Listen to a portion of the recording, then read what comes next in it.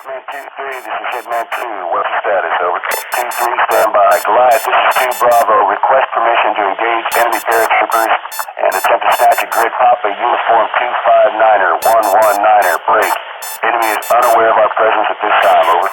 Solid copy. Hitman 2-3, Echo 5 Foxtrot. This is Hitman 2 actual.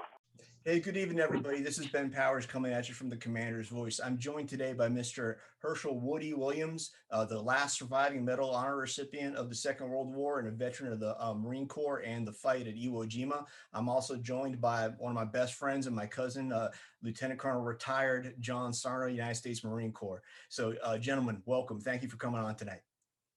My pleasure. Absolutely honored to be here with you, sir.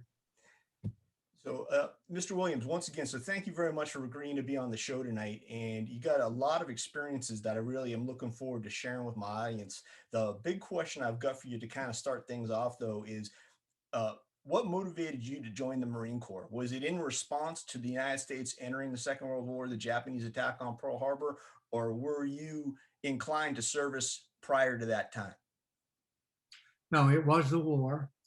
I was raised in the country and on a dairy farm, and we had no newspaper and we had no radio. So news, we were not getting any information about what was going on in the world. And so we knew nothing about war. I had not had any relatives that had served in the war. My father was too young for World War I, so he never had the opportunity of serving. And then, of course, the Depression hit, and we went through the Depression years, which were exceedingly tough. There was very few facilities or places that you could go and receive or obtain the necessities of life. No such thing as a general store or grocery stores or whatever. And we were 7.5 miles out of the city of Fairmont, West Virginia, spelled Fairmont. And we had a dairy farm. That's how we made our living. We had a delivery service every morning.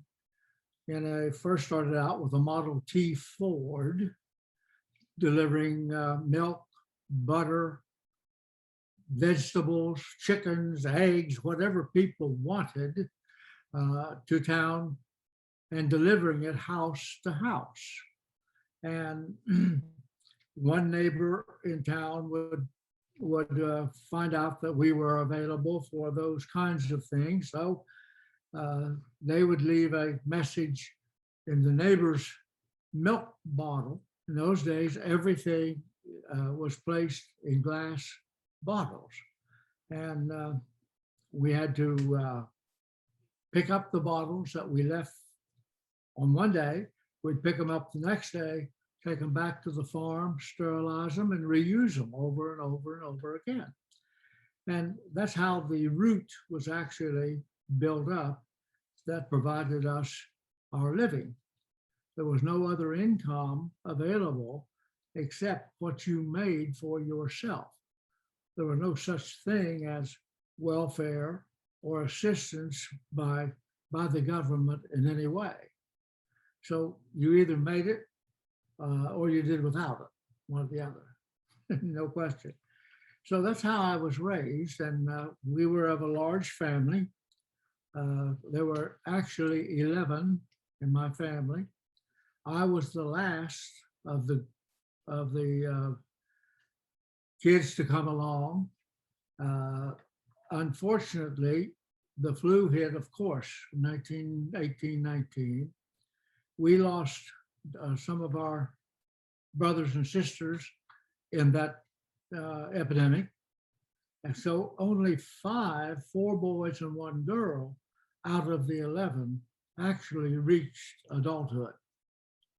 And so when we were in our teen years, when I was in my teen years, my father died when I was 11. my mother continued to run the farm, the dairy farm. Two of my older brothers were also on the farm, assisting in the planting and the gathering of produce and harvesting the crops. And then one of them, the one next to me, was not very crazy about farming. He would do it because he had to, but the other one liked to farm and consequently was the person in charge. He was the older brother, so he actually became the person running the farm. But the brother next to me, when he was 16 years of age, heard about an outfit called Civilian Conservation Corps. We knew nothing about it until that time. We learned later that President Roosevelt started it in the mid-30s to give some of the youth of America something to do. There were no jobs. And the CCCs, we called it, or the 3 Cs, they began establishing camps in every state in the Union. And in our state of West Virginia, we ended up with 29 of these camps with youth 16 years of age up to the oldest probably would be 23 or 24, which was unusual. Most of us were in our 16 to 21 years of age, but they had 29 of these camps in West Virginia. And they built all kinds of parks and buildings and cut timber and all sorts of jobs, but it gave the youth a little bit of money. When he went in, they were paying $21 a month. Yet they furnished all the uniforms, clothing that they wore, and fed them, of course, and medically treated them. So it was a pretty good deal because we had no income otherwise. And then I was about 14 when he did that. So when I reached my 16th birthday, I decided, since he had a little bit of money and I didn't have any, I was going to do the same thing he did. My mother was certainly very unhappy with both of us, but at 16, we could go in the CCCs without parent consent. We didn't have to have mom's approval. So when I reached my 16th birthday, I went into town and went to the office where they were recruiting these people and joined the CCCs. And then thinking that I would go to the very same camp that he was, but not knowing that they had other camps in the state, they sent me to a different camp. And our job there was to build a state park, buildings as well as sidewalks and stone walls around cliffs, which were exceedingly high, many, many feet high, to keep people from falling off of the rocks into the valley below. And we did that for a couple, 3 months. And then they said everybody in this camp, and there were about 265 of us. We had individuals there from Ohio, Virginia, Pennsylvania, New Jersey, New York, West Virginia. They put us all aboard a train and sent us all to Montana. And the armies, the Army of the United States, were the people who ran those camps. We had what was known as a commanding officer and a first sergeant and a mess sergeant. And we had some clerks, Army clerks in the office that did all the office work. The rest of us all worked out on some kind of a project. And in Montana, our job when we got there, and this was planned before we got there, of course, that we would build fence called a jack fence, J-A-C-K fence. Why they called it that, I have no idea. I've never been able to figure it out. But we were to build fence around government reservations.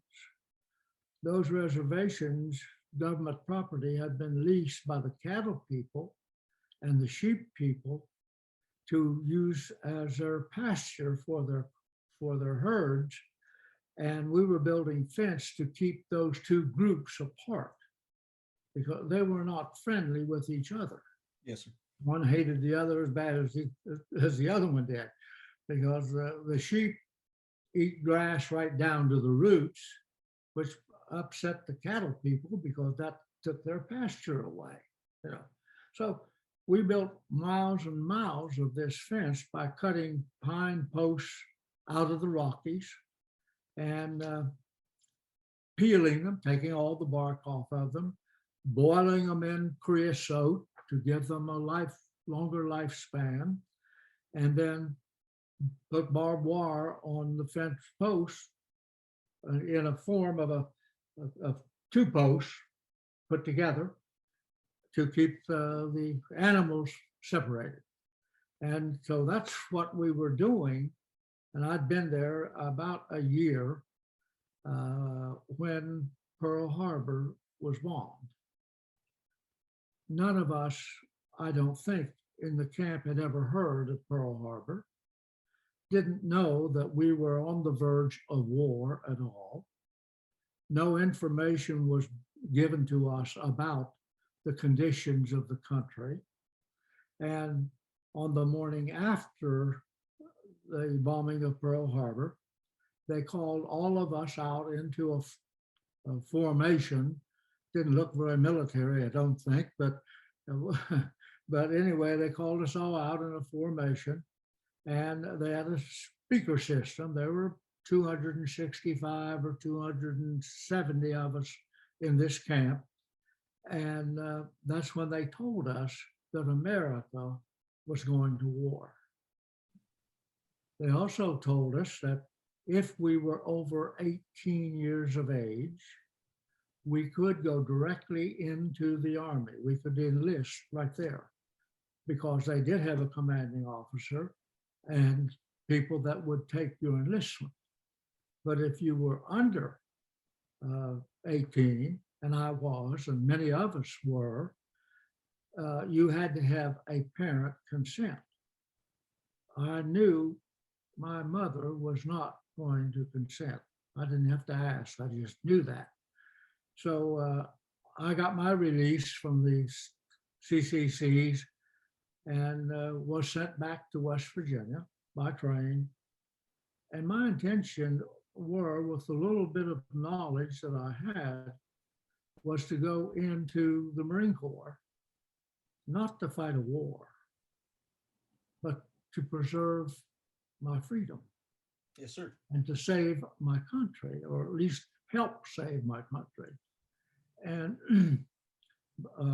I still hadn't reached my 18th birthday, so I was correct. My mother would not sign the paper that enabled me to go at 17. And so a month after my 18th birthday, I went into town, went to the building where all of the recruiters were located. They had an Army recruiter, Navy recruiter, Marine Corps, and Coast Guard. And didn't have an Air Force back in those days, of course, yet. We had an Army Air Corps, but we didn't have an Air Force. So I went to the Marine because I wanted to be a Marine. I've been asked many, many times, why did I select the Marines? The only answer I've ever been able to give, and the only answer I know, is that during the Depression years, individuals on active duty were permitted to come home one time a year. And they were granted what was known as a 30-day furlough. And when they came home, the Marine Corps specifically required their Marines to wear their dress blues all the time they were home on that 30-day furlough. I always suspected that their purpose was to try to include or encourage others to join the Marine Corps, because the dress blues were so much more attractive than that other uniform. So I think that is really what enticed me to want to be a Marine. It was because we did have a couple fellows in our community, unrelated to each other, went into the Marine Corps at separate times, and they came home at separate times, but they were always in their dress blues, and they were always very neat and shipshape. So I think that it is why I wanted to look like that. I wanted to look like that individual. And when I attempted to join at my 1 month after my 18th birthday, I turned this one sheet of paper into the recruiter, which basically told who your next of kin was and who's to get the $10,000 life insurance in the event you were killed. And he didn't even look at the paper, he just looked at me, and it was really chaotic at that particular moment in that building. And he said, "I can't take you." And naturally I said, "Why?" I thought I was a pretty good specimen of a farm boy at least. And he said, "You're too short." The Marine Corps had a height requirement at that time of 5'8". And you had to be 5'8" or better, or you could not serve in the United States Marine Corps. So he turned me down. And I went back to the farm. If I couldn't go in the Marine Corps, I just wasn't going to go. Eventually, I would have been drafted like everybody else, but at 18, I would not have been drafted because they were drafting at a higher age at that point. And that was in November of 42. Early 43, we already were beginning to have casualties from the Pacific and Europe. And the notices of the loss of a loved one, the only way that they were notified was by a telegram that came to the Western Union office, and the Western Union office, having no way to deliver it, would call a cab company, and the cab driver would be the individual who would deliver that telegram to that family. And so in early 43, because they were having casualties and Guadalcanal was still going on in early 43, they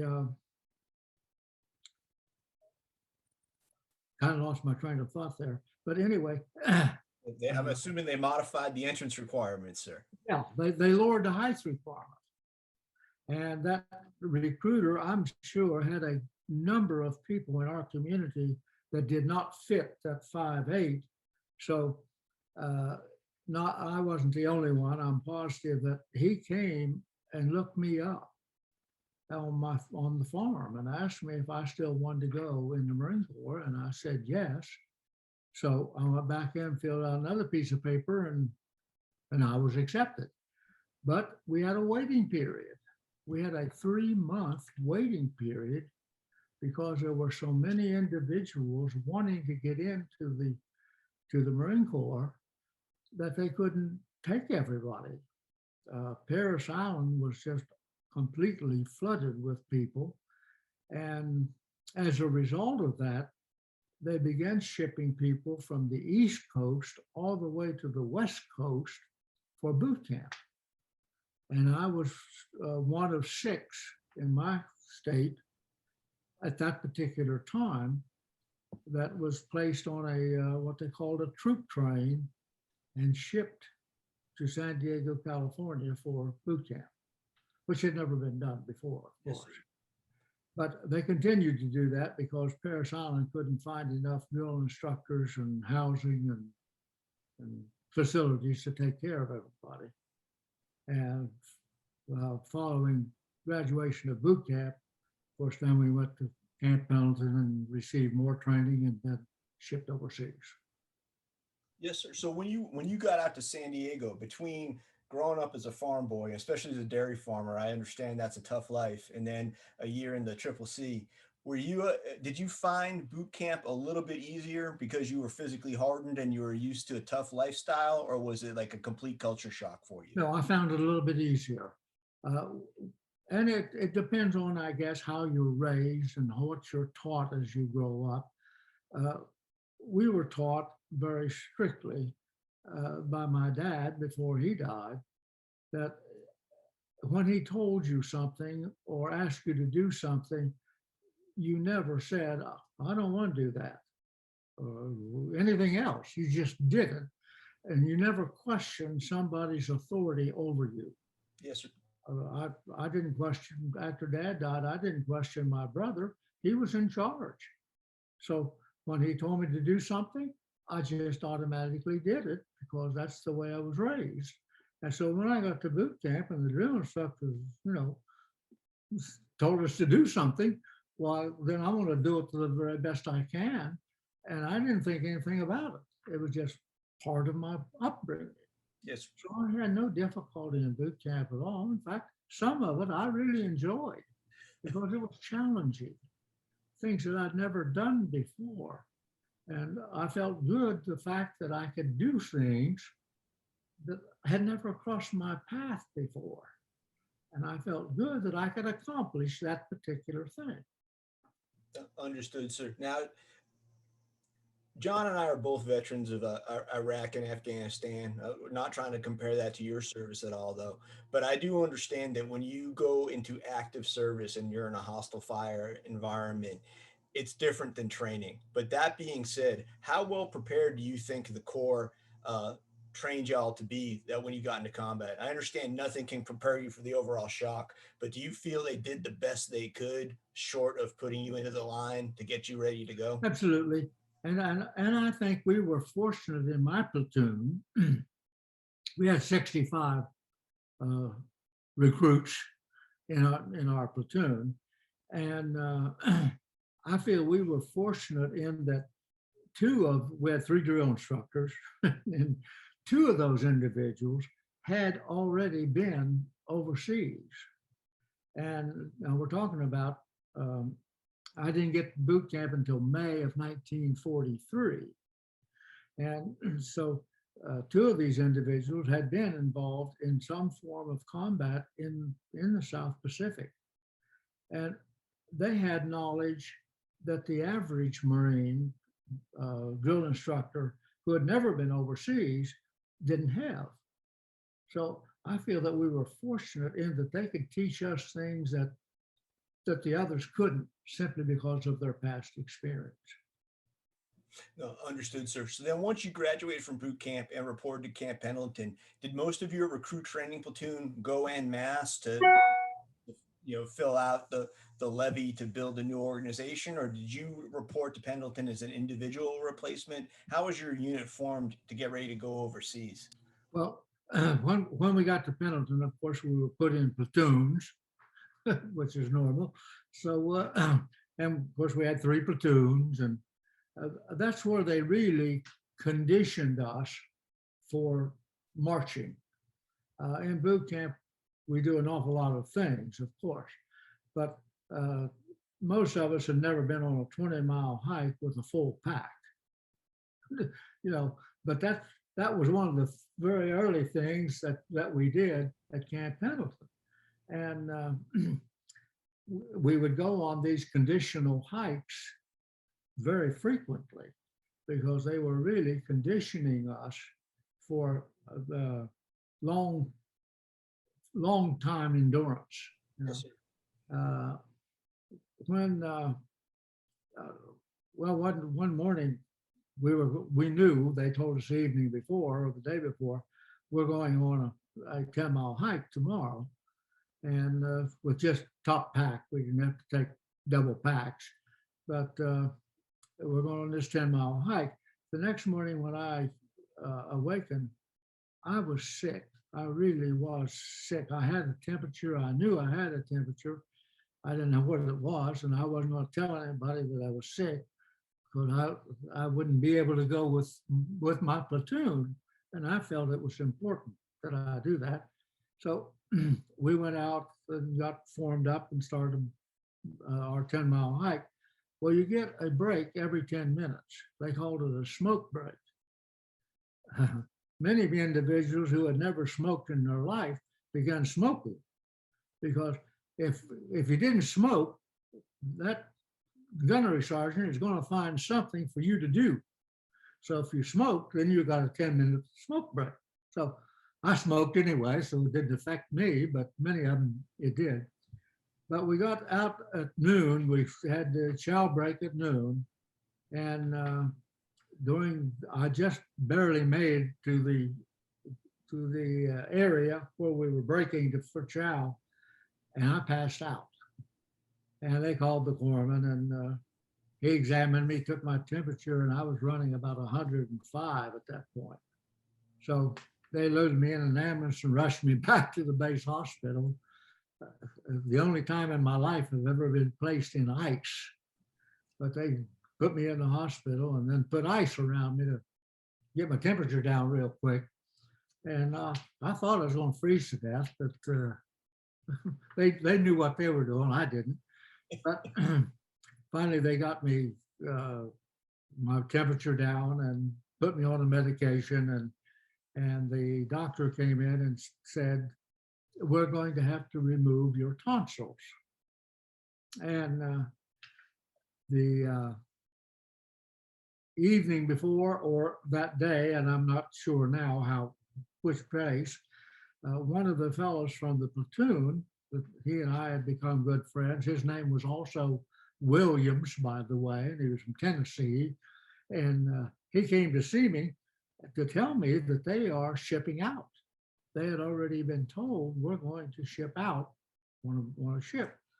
So when the doctor came back in, I told him my outfit is shipping out and I want to go with them. And he said, well, you got to have your tonsils taken out first. And I said, no, I'm going to go. I'll go AWOL if I have to, because I am going with my outfit.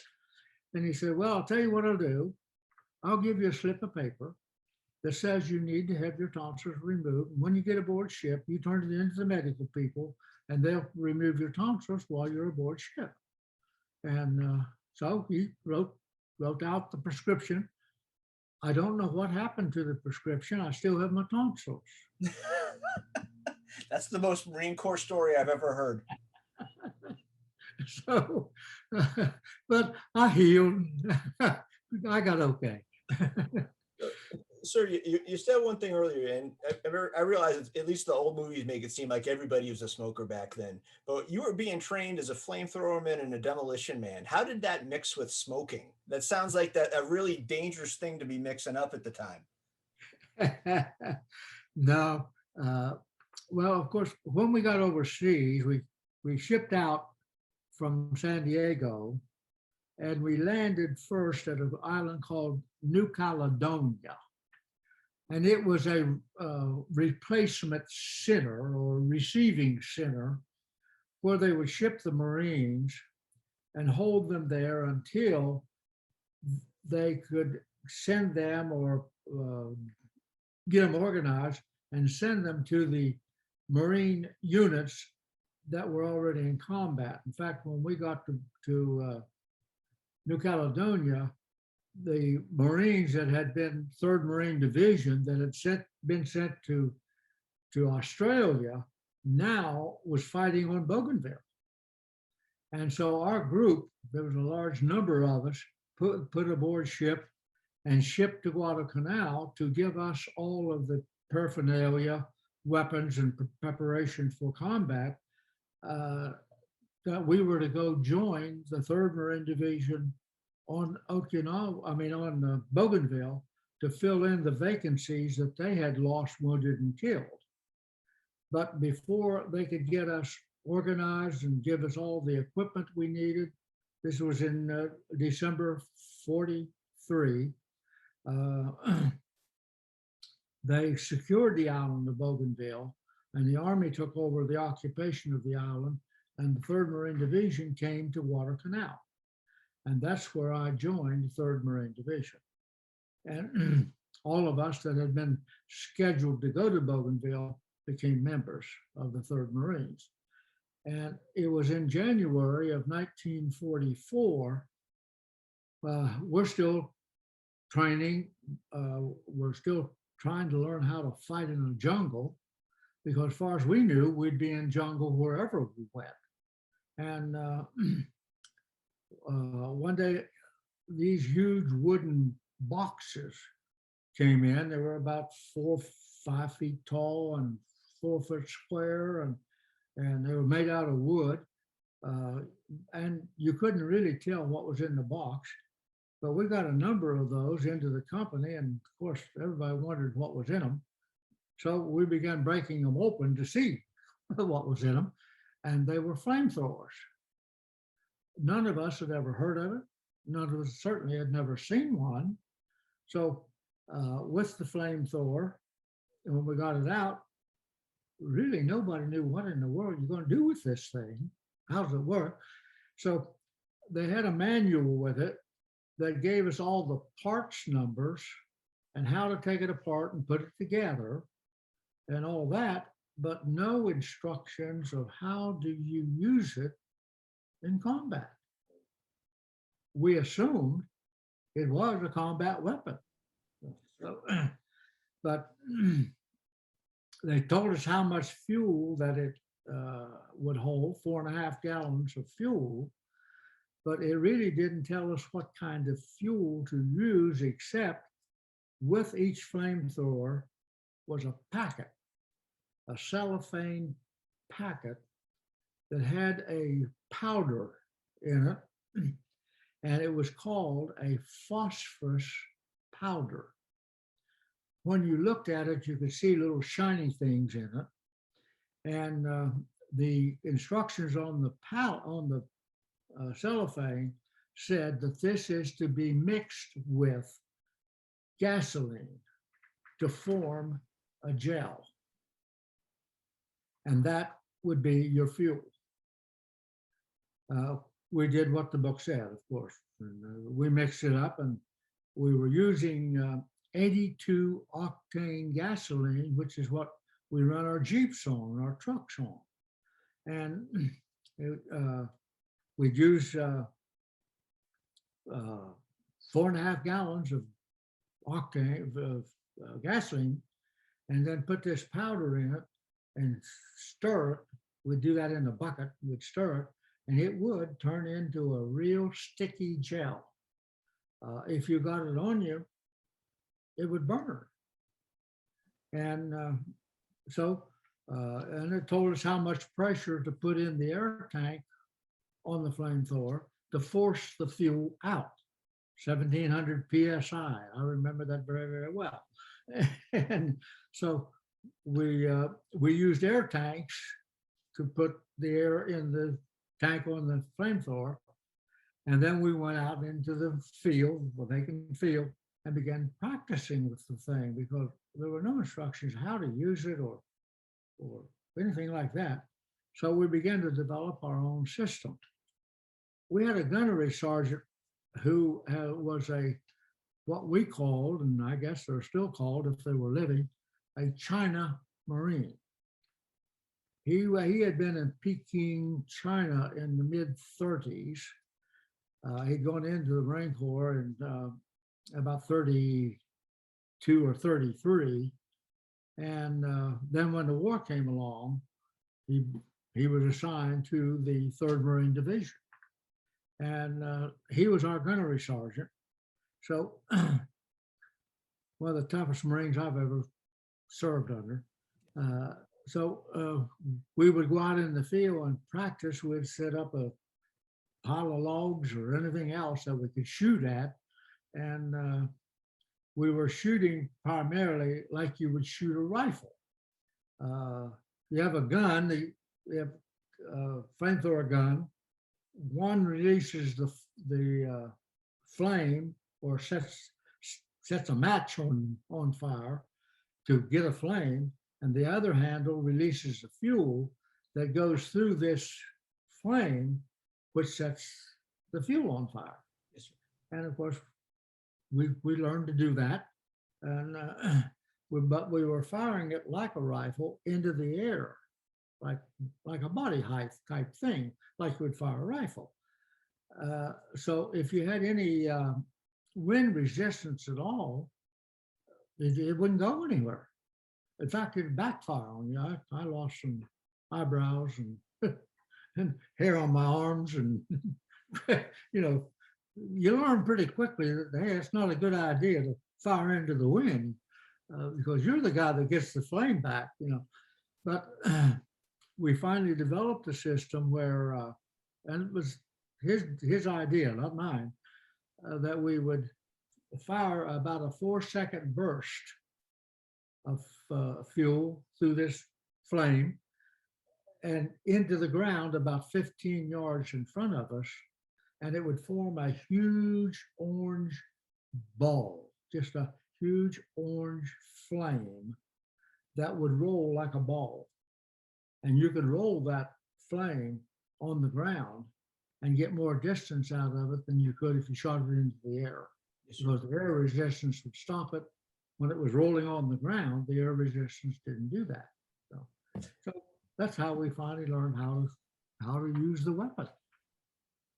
Now, I realize you were just a young Marine then, sir, and you're going to do what Gunny tells you to do. But as you guys developed these tactics and techniques and got some more experience, and then you fought on Guam and you fought on Iwo Jima, are you aware that any of the tactics that you guys developed, did those make that up the chain? Did the Marine Corps learn from that and actually turn that into some kind of doctrine that other Marines could be trained on? Or was that really local knowledge that your platoon was using? It didn't really get widespread throughout the Corps. I don't think it ever spread throughout the Corps at all, no.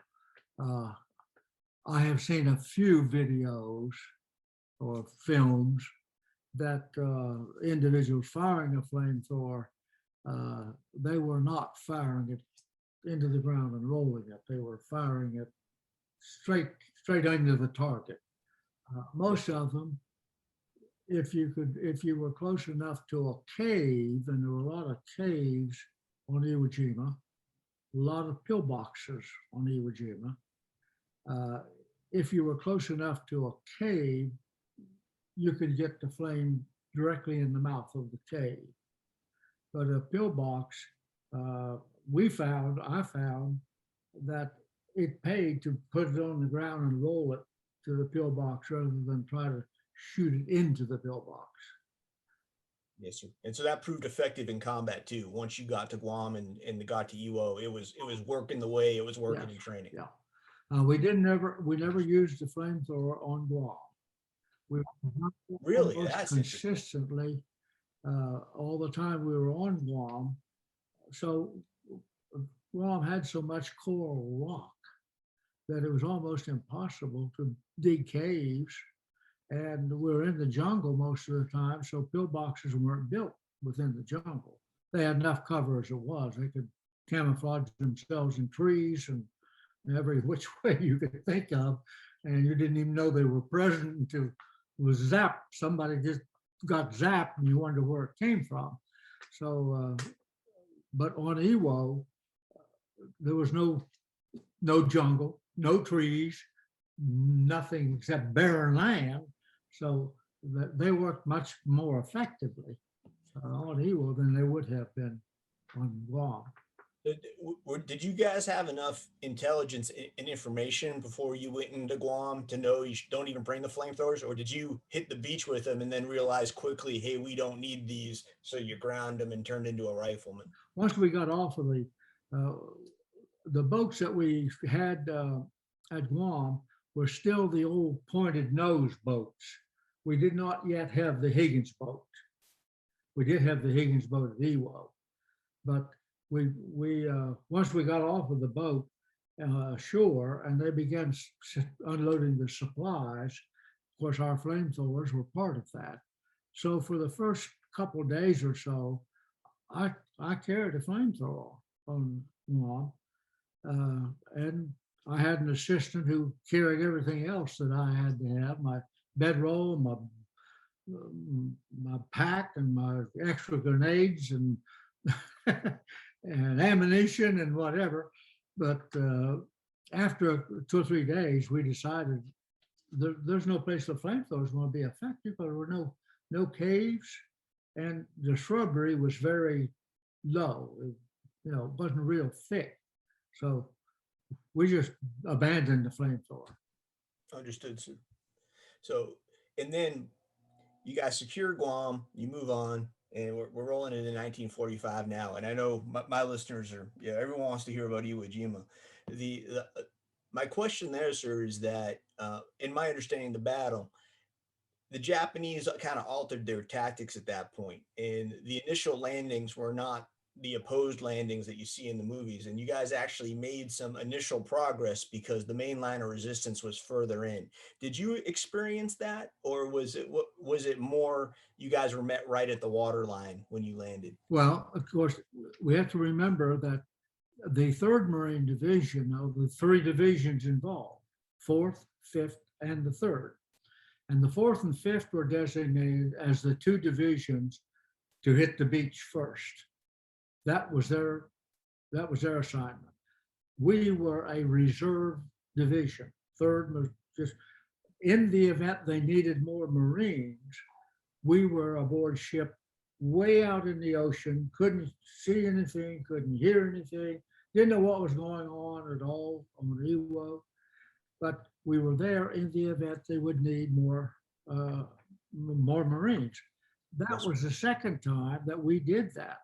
When the 2nd Division was taking Saipan and Tinian, we shipped out from Guadalcanal and went up and parked off Saipan and Tinian, way out in the ocean.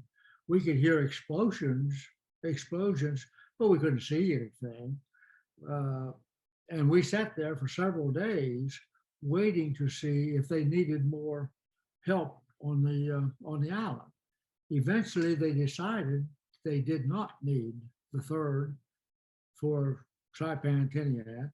So they took us back then to an island called Marshall Islands, and we'd eaten up all the chow on the ship and it needed refurbished and all that. So they took us back to Marshall so that we could refurbish the ship. And we did that for 2 or 3 days of resupplying the ship. And then we got back aboard ship, and that's when we went back to sea, still not knowing where we're going or what we're going to do until we get out in the ocean. Then they tell us that we are going to Guam. And that was our first experience of knowing what we were really going to do. When we went to Iwo, the same basic thing was happening. But because of the number of individuals, Marines, that were lost on the first day by the 4th Marine Division, where the Japanese had them pinned on the beach, they couldn't move. They were mortaring them and artillery, and they had them pinned. The night of the first day, about midnight of the first day, over the speaker of the ship, they announced that our group, 21st Marines, and the 3rd Marine Battalion, we were going ashore. And we had chow at 0300, we're disembarking at 0500. And be prepared to go ashore to combat. So they put us in Higgins boats.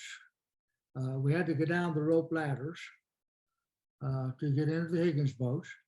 And then they took us out to what was known as a rendezvous area, where they would have 12 or 15 Higgins boats just going around in a circle, round and around and around and around. And each one of these eventually would form a wave so that all the Higgins boats at one time would go ashore. But we rode in those Higgins boats all day long, just in a circle. I'd never been seasick before, but I made it that trip very well. And then late in the afternoon, they never did call us ashore because the Marines ashore were pinned to the beach and there was no room for us to get in. They didn't have any room for us to land. Yes. So they sent us back, put us back aboard ship and spent another night. I've said I think we're the only group that ever got steak and eggs twice, served by the Navy. They give it to you one time, but they don't normally give you two, you know. But we went back through the same rigmarole the next day, and about just a little before noon, the Marines ashore, the 4th Division, had been able to break through up to Mount Suribachi and form around it, taking Mount Suribachi, and that gave us room then to land. So we got in just a little before noon. The beach was still being shelled, but nothing like it had been, because now the Marines are pushing the Japanese back. So, and but the beach was chaotic. We had no place to put our loss. Naturally, there were no grave sites or no place to bury these individuals that we'd lost, you know, first couple of days. And one of the visions in my mind that has never left, it won't ever, I'm satisfied, was that in order to control those that had been lost, they rolled all of them in their poncho. Everybody had to have a poncho, so that if it rained or cold, you could put the poncho over you and try to stay dry. And and they rolled them in their poncho and then just stacked them up like cordwood. And there were so many of them. That vision has never left. Eventually, of course, they built 3 cemeteries on Iwo Jima. Each division had their individual cemetery, and all of those were then placed in those cemeteries. Understood, sir. Yeah. But when we got to the edge of the first airfield, that was on the same day that the flag was being raised on Mount Suribachi, the 23rd of February. We knew nothing about that.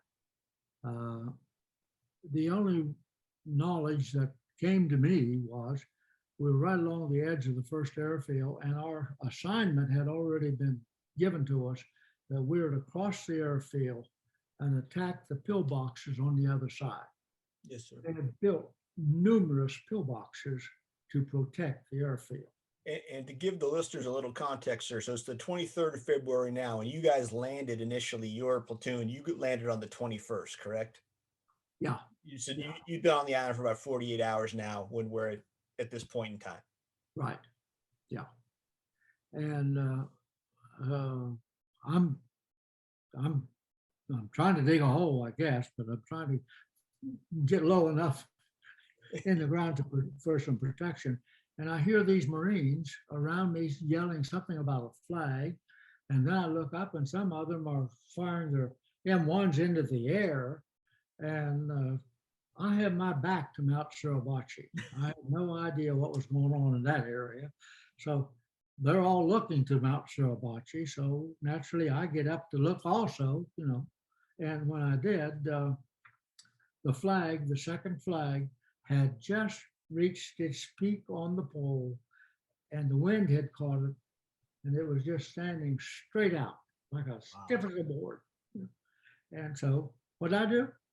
You know, monkey see, monkey do. Begin firing my M1. So as we crossed the airfield later that afternoon, right afternoon, we attempted to get to the pillboxes, and the pillboxes had about an 8-inch aperture across the front of the pillbox. They were reinforced concrete. They had in them lots of what we call today rebar. Back in those days, were just iron rods, but they put a lot of that in the concrete, so you could hit it with a bazooka or drop something on the top of it like a mortar. They had put a lot of sand on the top of each one of these pillboxes, and the mortar would hit the sand but it really never get to the concrete.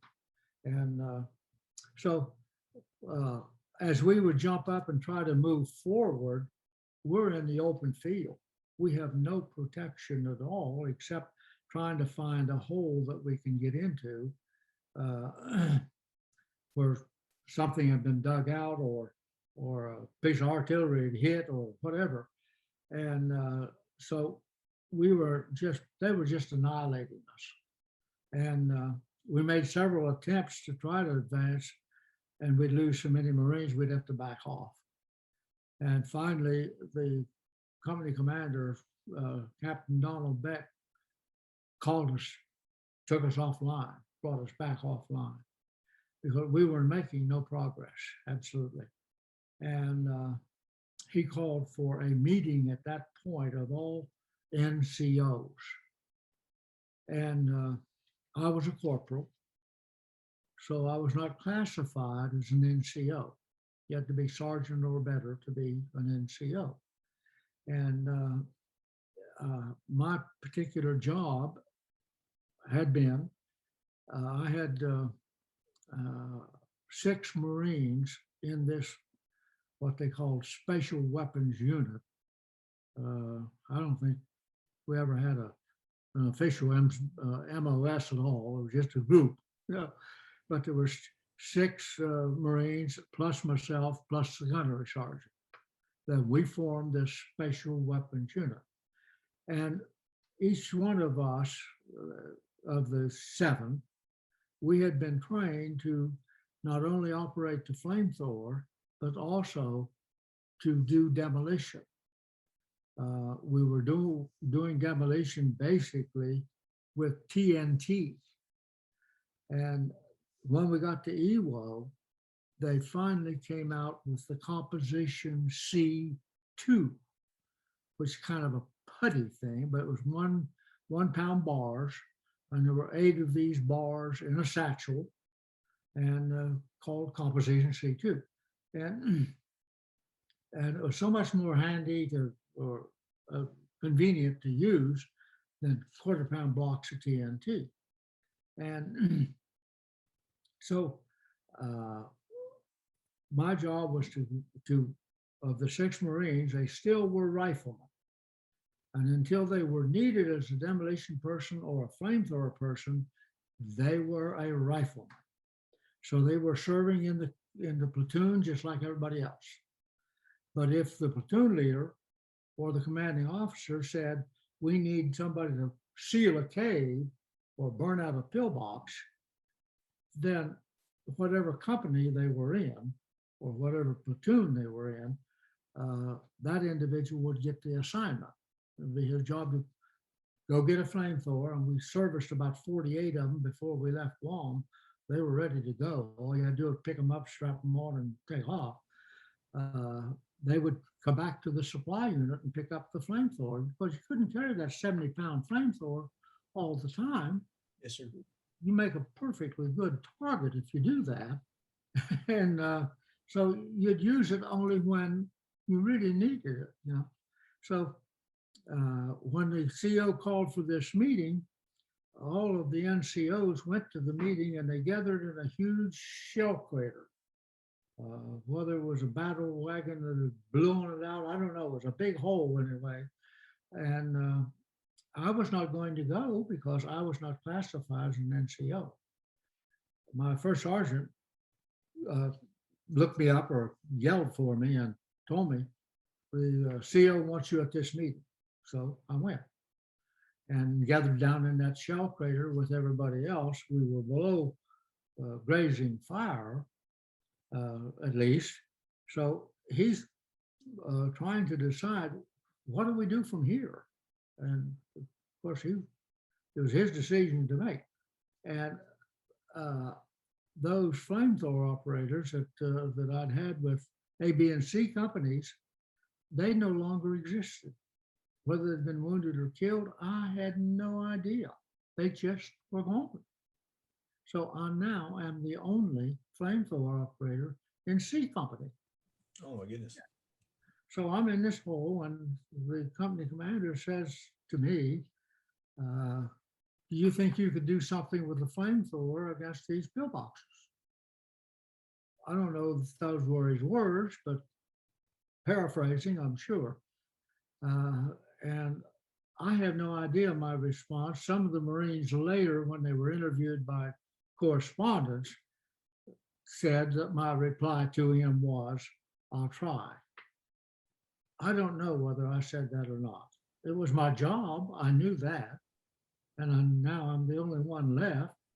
So he told me to get 4 Marines to help me, protect me, and see if I could do something with the flamethrower. So I picked 4 Marines. 2 of them had been in my squad for a long time, and I knew them very, very well. The other 2 Marines, I had no idea who they were. I'd never seen them before. And I still don't know exactly where they came from or how they got over in our unit. But anyway, I picked them too. And when we started to move forward toward the pillboxes, I told the 2 in my squad were to place themselves so that they could shoot at the pillbox that I'm going to try to get to put some flame in it. And I told the other guys do the same thing, on the other side, so that we would have a crossfire on the pillboxes. At that time, I think we developed this ourselves. I've never heard of anybody else having it. And I think it was the gunnery sergeant that came up with this, that we developed a position called the pole charge man, P-O-L-E, pole charge. And what we did was take about an 8-foot piece of 2x2 and put a 12-inch board on the end of it, nail it on the end of it, and then put composition C2, a satchel of 8 blocks on the end of that board and tape it. Yes. And we had tape, it wasn't called duct tape then, but the same kind of stuff. And we just wrapped that tape around that thing to hold the explosive on the board and then run a fuse back, run a fuse line back. So that all you had to do is pull the fuse and set the explosive off. So we called him a pole charge man. And there was one of the Marines that his name was Slager. I told him, "You're my pole charge man." His job really was that once we burned out the pillbox, once we got the flame in the pillbox, his job was to run in and stick this pole charge in the cave or in the pillbox and set it off to make sure that everybody in there is going. Yes, sir. And so he's following me. I'm crawling out through the ground, and we crawl out and we come to a shell crater. So we get down in that shell crater, and I'm telling him what we're going to do. I'm going to crawl out. I want you to crawl behind me with the pole charge. And once I get close enough to put the flame in the pillbox, you run in and put the pole charge in. Well, we crawled up out of that hole, that shell crater, and I'm on my belly. I'm crawling. And I get just a few feet out, and for whatever reason, whether he forgot or he got scared or I don't know what happened, but instead of him crawling on the ground, he was carrying the pole charge and leaning over, bent over, and a slug hit him right there. Hit the helmet, penetrated the helmet, hit the liner, went all the way around to the back. And when it did, he had just crawled up out of the hole. It threw him back in the hole. It just turned him around and socked him back in there. I didn't see that, but I heard the smack. When it hit the helmet, I heard that. Turned around, he wasn't there. I looked around and he wasn't there. So I crawled back in the hole, see what happened to him. And I figured that he was gone, but he wasn't. He was stunned, but he was still living. So I lost my pole charge man. Never did have a pole charge man after that, but went on to work. That's what we were supposed to do. you know. So So I got to ask here, sir, and if it's a stupid question, I apologize. Obviously, you're focused on doing what you got to do. You know, skipper's relying on you. This is what you trained for. But that just seems like the monumentally most difficult thing to do, to get up out of that hole with 70 pounds of inflammable liquid on your back and advance on these pillboxes. Were you just focused on the job at hand, or was it more a matter of, okay, I know I'm scared, but I can set it aside. God's blessed me enough that I can think, or was it just, semper fi, do or die, and you went ahead and did it? well, the only answer I can give you is that was my job. I was responsible for doing it, and I'm going to live up to my responsibility. That I don't have any thoughts that come back to say, well, should I do this or not do this? Yes, sir. Nothing like that whatsoever. That was my job. That's what other Marines had trained me to do. So it's just like the rifleman or the motorman or whatever. That's what I'm supposed to do, and that's what I'm going to do, period. Yeah. Yes, sir. Understood. Understood. Or I understand the words you tell me. I've never had to experience that, so I'm impressed very much, sir. So I've read in the past that once this action started, and you had to swap out tanks, it must have taken hours to be reducing these pillboxes.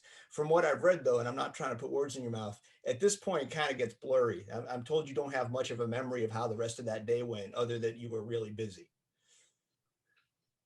Yes, you are so correct. And one of the things that has always bothered me, and I've talked to professional people and see if they have an answer, and I haven't found a good answer, and they didn't have a good answer. The best answer I have received from what I consider a noted psychologist was that if we do not want to remember something, we will not.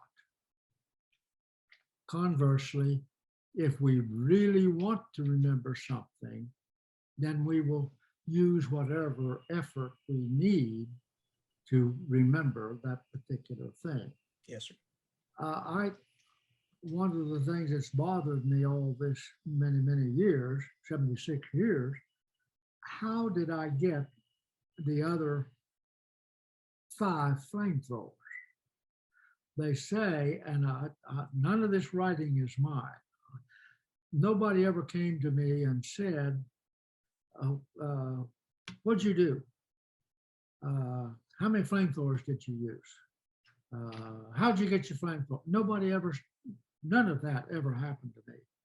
And so the wording in my citation that goes with every Medal of Honor recipient, before they present the medal, they always read the citation of what the person did that warrants the recipient or the receiving of the Medal of Honor. No one had ever mentioned a citation or any words that went into that citation. They were words of every other Marines and not me. I had never heard of the Medal of Honor. I had no idea such a thing existed. And even when I got to Washington, and I'm with 13 or 12 other individuals, with 13 of us that day receiving the Medal of Honor, they're talking about a Medal of Honor. Some of them did know what it was. How, I'm not quite sure, but I had never heard of it. So it didn't mean a thing to me that they were talking about it. And then the day that the president presented it to me, it really didn't have a great deal of meaning because, as I said, none of the words in the citation were mine. They were words of other Marines and my commanding officer. Yes. And when they read that citation, I heard those words for the very first time.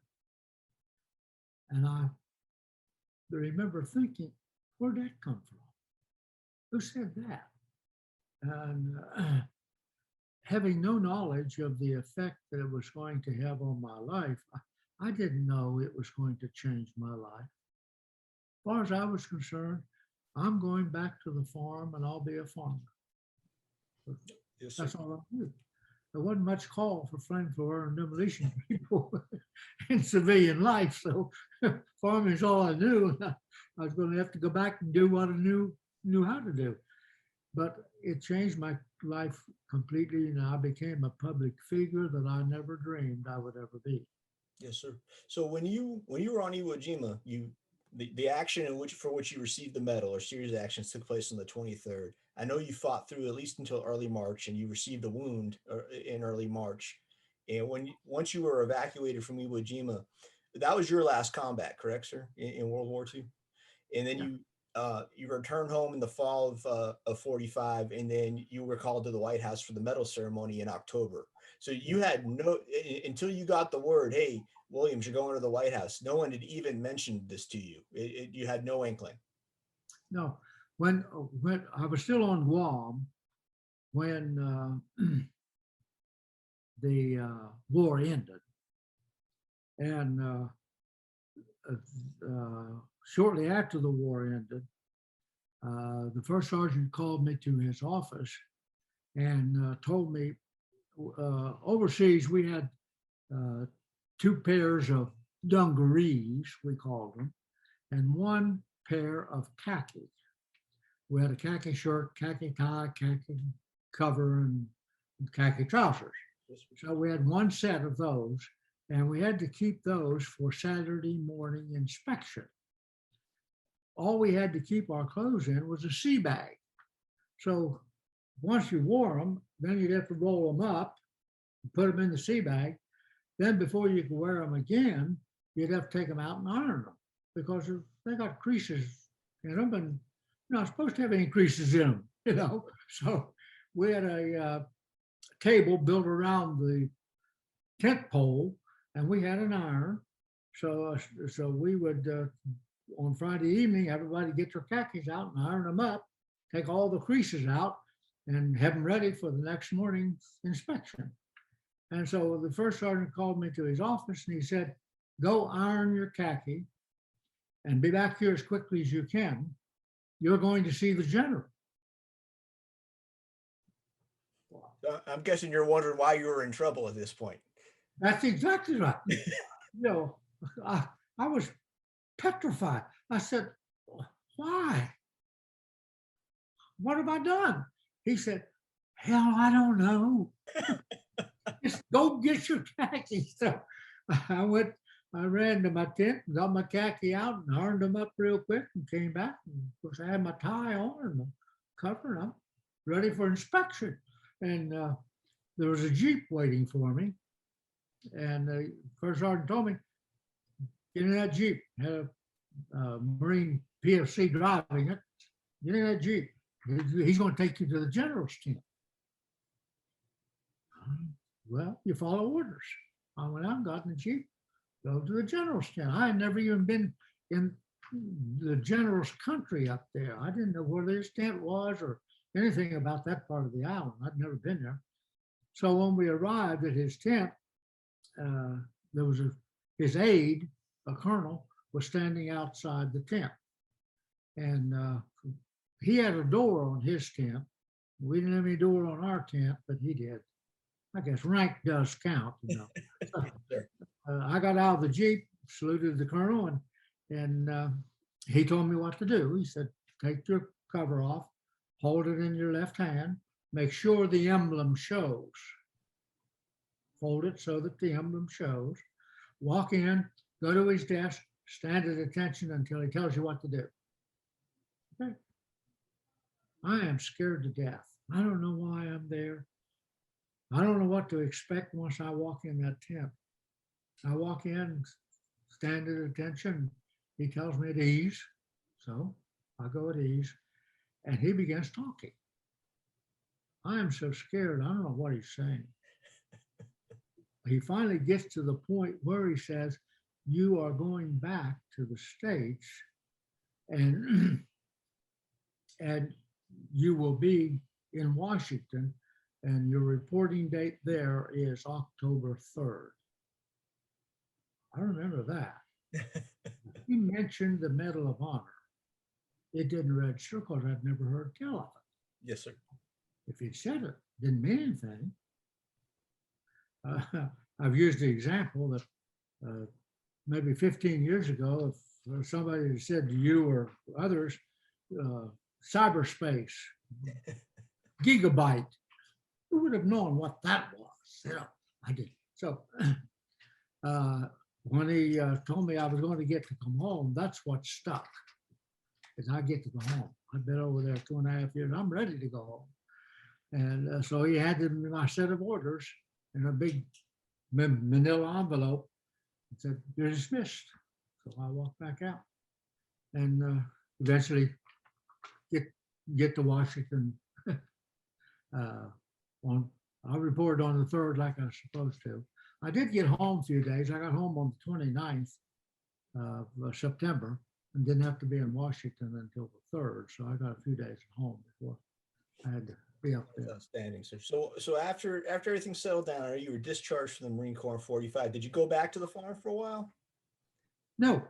While we were in the Marine Corps, I had 2 brothers that were in Army in Europe. One of them was very fortunate. He got put in a rear echelon supply unit that furnished all the stuff to the front. The other one wasn't so fortunate. He got put in Patton's outfit, and he was wounded twice. He was shot the first time through the rib cage, and they took him to a field hospital and treated him and restored him and sent him back to the front.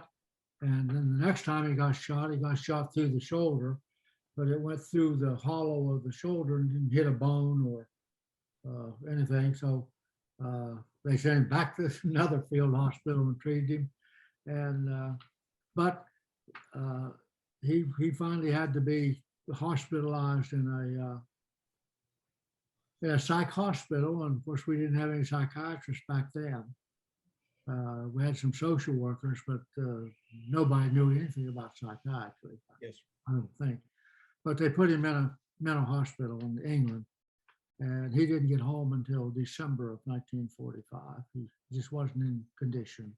Understood. Home. He didn't live very long. He just finally gave up. Died at 42. Yes, sir. Gave up. But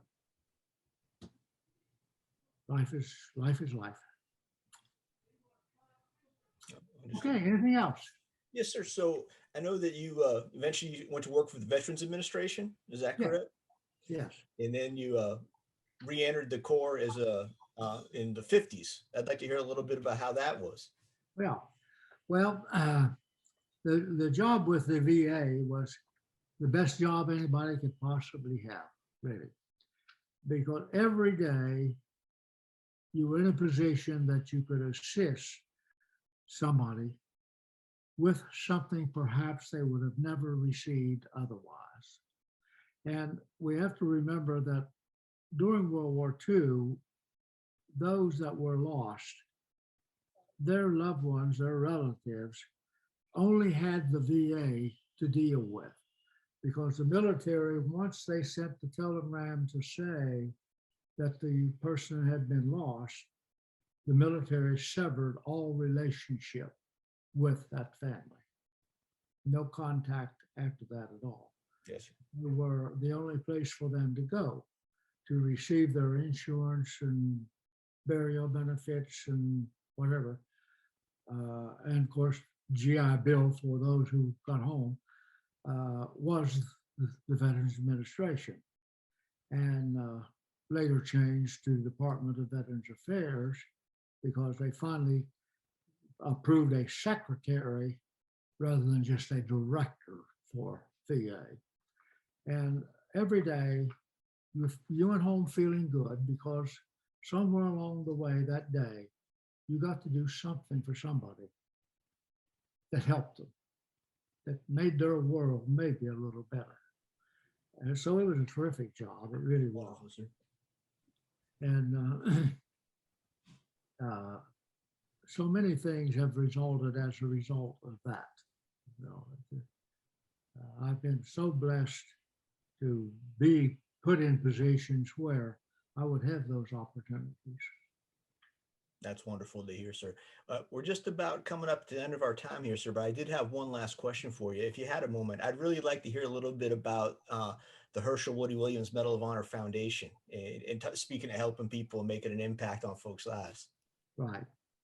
Well, you know, for years, back to even starting World War I, Gold Star mothers have been somewhat recognized, not to a great degree. A mother in California started Gold Star Mothers, and it was practiced or observed during World War I. Then we dropped it between 1 and 2. Even though we may have had losses, nothing was ever done so far as Gold Star families are concerned. Then we come up to World War II, and it was restored. And families that had somebody serving in the war would get a blue flag, 5x7 blue flag, and put it in the window to say they've got somebody serving in the war. My mother had 3 of these hanging in her window. Yes. You know, the 3 of us were gone. But if the person lost their life, then they got a Gold Star flag. And in the middle of this 5x7 flag would be a Gold Star.